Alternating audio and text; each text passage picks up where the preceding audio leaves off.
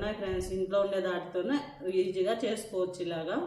Hi hello friends, ఈరోజు వచ్చేసి మా ఊర్లో వర్షం పడుతుందండి చాలా. అందుకోసము బొరుగులు చేసుకుందామని ఇలాగా అది మసాలా బొరుగులు చేస్తున్నా అండి. కొంచెం ఆయిల్ వేస్తున్నా అండి. ఇందులోకి కొంచెం సాల్ట్ అండి తగినంత సాల్ట్ వేసేసుకుంటున్నా. చాలా వర్షం పడుతుందండి, ఏదన్నా తినాలనిపిస్తుంది కారము. అందుకోసము కొంచెం ఇలా బొరుగులు చేసుకుంటే బాగుంటుంది అనేసి ఇలా బొరుగులు చేస్తున్నా అండి. తగినంత కారం అండి, లైట్గానే వేస్తున్నా. మేము లైట్గా తింటాం కారము, అందుకోసం లైట్గా వేస్తున్నా అండి. ఇదో పచ్చి ఎర్రగడ్డ, తర్వాత టమోటా అండి తరిగి పెట్టేసుకున్నా, అవి కూడా వేసేస్తున్నా అండి. ఇలాగా చూడండి.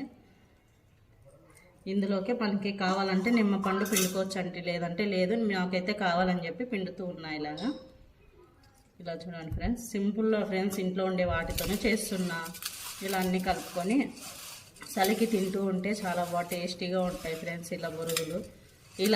ఇలా ఎంతమంది చేసుకొని తింటారు ఫ్రెండ్స్? ఇలా చేసుకొని తినిన వాళ్ళు కామెంట్ బాక్స్లో కామెంట్ చేయండి ఎలా ఉంటాయనేసి.